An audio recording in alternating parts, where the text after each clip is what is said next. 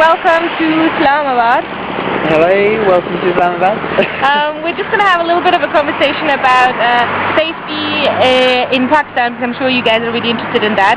And while we do that, we'll just take a little walk around Islamabad. Okay, so welcome to Islamabad. Today we are in fact risking our lives because we are walking the streets of Pakistan unattended. There is no security guards, there's no military hiding behind any of these bushes. It's just me and Salaya out and about.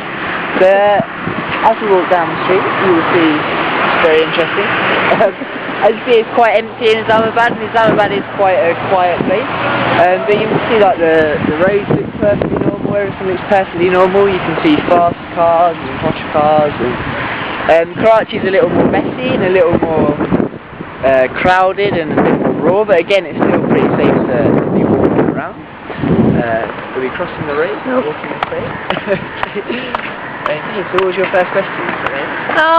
Can you tell us something about the whole bomb blast, terrorist things? Because I think people get really scared of that, right?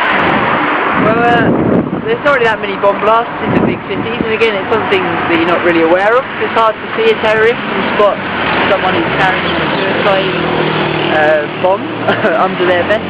But again, it's mainly in the northern areas where we don't really go, and it's also usually targeted at political demonstrations and big crowds. And again, it's just stuff that as trainees we avoid. There's no real great risk of being caught up in a bomb blast despite what you might see in the newspapers and stuff like that.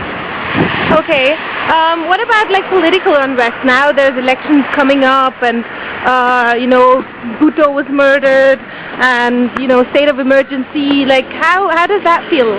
Again, well, as I don't get a vote in these elections, I'm not really much of a stakeholder, so I'm not following any particular political party, so I don't need to go to the demonstrations and stuff like that. So we don't really notice political unrest, apart from when we might be caught up in lockdown situation where we have to stay inside. But again, that's pretty fun, and again, the political situation doesn't really affect us too greatly. Okay, so all in all, it's quite an okay place to be, right? We don't need to be scared all the time. I'm not scared at the moment. I'm not either. So the only advice we can give you is experience Pakistan. Pakistan. Much better.